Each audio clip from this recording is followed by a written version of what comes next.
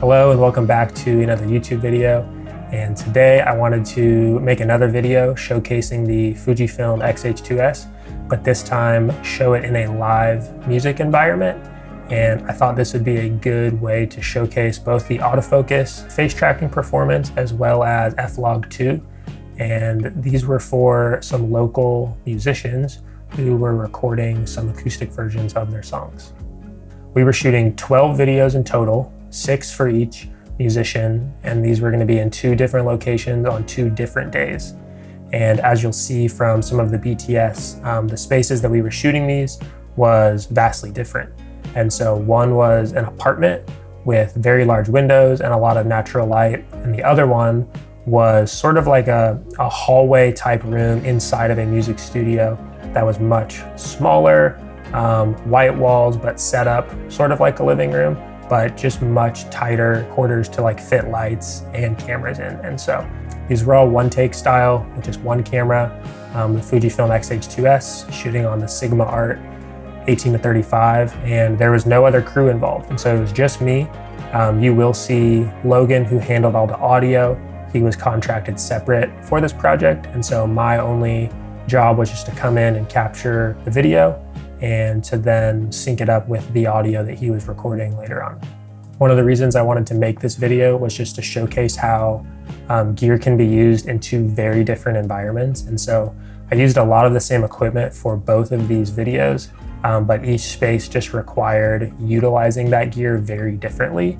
And so yeah, I think that'll be apparent from the 2 different setups, but just wanted to show you guys and encourage you to make the most of the gear that you have and make it work for whatever space you're shooting in.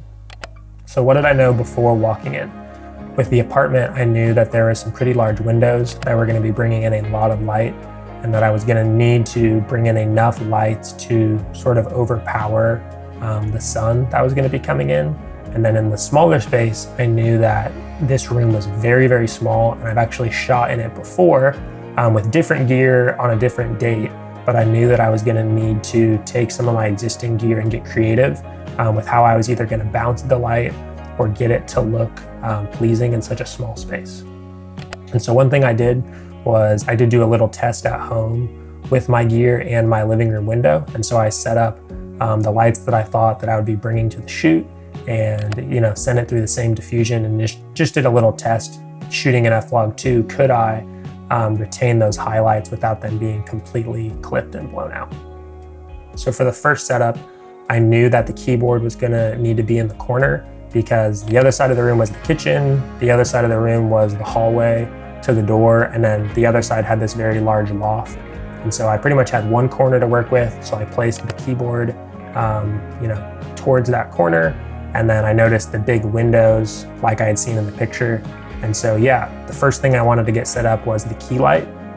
And so how I decided to light this was one big sheet of 9x9 bleached muslin.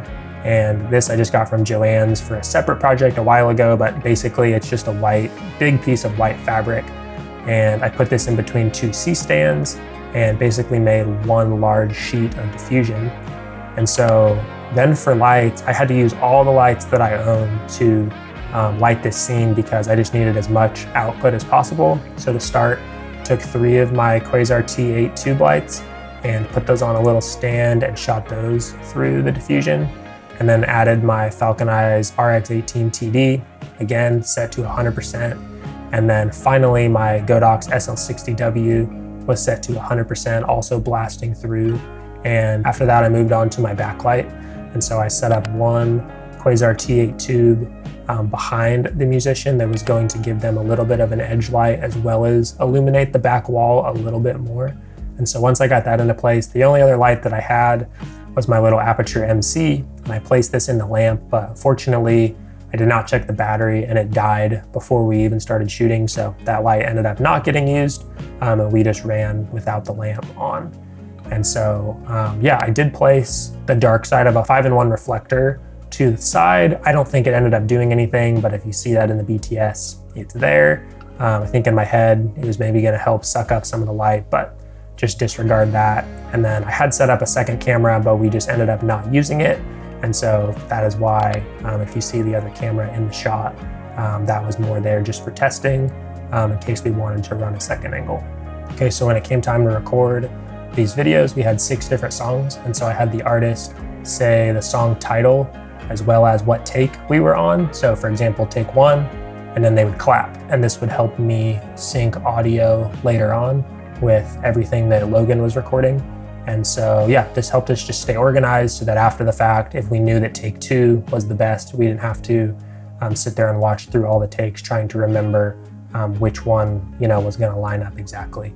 Yeah, we started each video a little bit differently. So one video I started very wide and moved in close. Another video I started very close and moved out wide. And this just helped provide variety for how the videos were starting. And this is also why the diffusion fabric was placed where it was. I needed to have it far enough away where I could start some of these videos wide. I think if these were only going to be shot much closer, then I would have placed the diffusion fabric as close as I could, just because it would have been softer. I wouldn't have needed as much output. So I just wanted to show you guys the lighting breakdown for this one. And so yeah, we'll start with all the lights off. And I will slowly turn on all the lights for the key light. There's 3 different ones, so it will take a second. Then I had the backlight. Okay, so moving on to setup number 2. Again, we are in a very different space than we were before. And yeah, again, I started by coming in and turning off all the lights.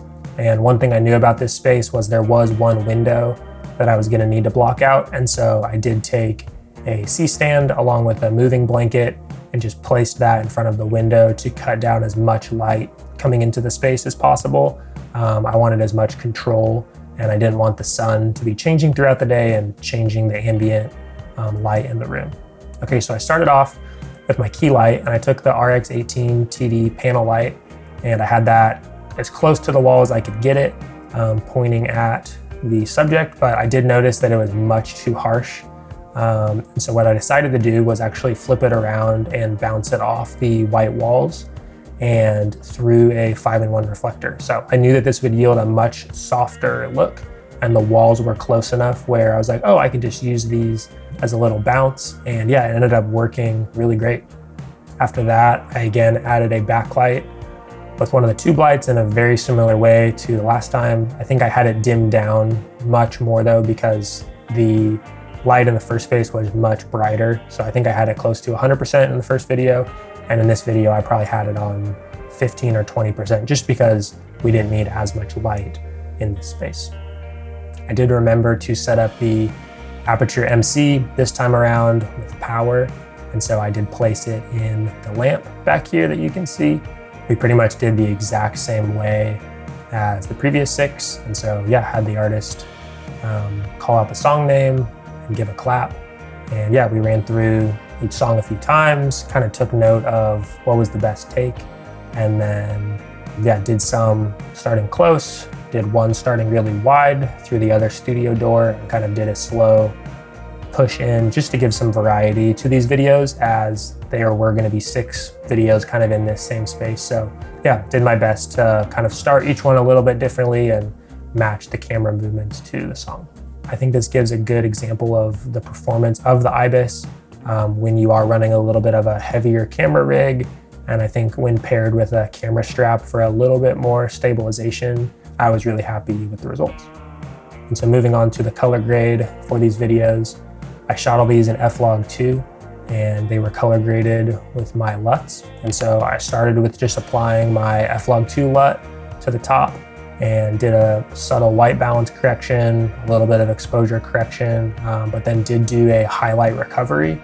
And so yeah, did want to show you guys this. This makes a big difference on kind of retaining all the data that Flog is capturing, just recovering those highlights in your first node, and then you can bring them back later if the image does feel a little dull. And then finally, I polished it with my Film FX. And so this is something you can get on my store, but it's kind of a combination of a little bit of exposure tools, but glow and halation. And it just makes the image look a little less digital. It's kind of what I apply to all of my videos. And so yeah, if you're interested in that and you do use the pro version of DaVinci Resolve, go check that out in my shop. I think it's super helpful for just kind of finishing off your videos and giving them a little bit of a unique look. And so what would I do differently? I did want to reflect on this. I learned something from every project that I do, and I definitely do not do projects perfectly. I think the first thing that I would do differently with the first setup, I would just love to own a brighter light. And so that is something that I'm going to be purchasing very soon. But instead of having 3 tube lights and the Godox and the Falcon Eyes all on 100%, it would have been much nicer to just use something like a Aperture 300D or the Nanlite FS300. And so I just wish I would have had a little bit more output for that first video. On the second setup, I did think about after the fact that I could have taped the RX18TD panel actually to the wall. And I think this would have been a little bit easier than, bouncing it off the wall and through the diffusion. And there was just a lot of clutter. And so I would have cleared out a little bit more of the furniture in there and then actually taped the panel light to the wall and then shined it through the diffusion. I think this would have been simpler and it would have yielded a really similar result, potentially with a little bit more control because the light wouldn't have been spilling off all the white walls. And then for both videos, I did feel like the 4-foot tube light that I used as a backlight, in some scenarios like this, I think just a little too big. And so I would actually swap that out for a 2-foot tube light. I want to get one really soon, but I did feel like it was adding a little too much spill to the background and was actually wrapping around the face a little bit more than I would have liked. And so, yeah, those are all like very minor things, but I was pretty happy with the final product in these videos. And so, yeah, let me know what you think. I hope this was helpful to you. I want to keep making videos like this, showcasing both the Fujifilm XH2S, but also just showing off some projects that I'm doing and take you guys through how I, got to the final look that I did and how I also overcame the challenges of the space and the time constraints and the budget. And so, yeah, let me know down below if you guys have any questions, and I'll see you in the next one. Peace.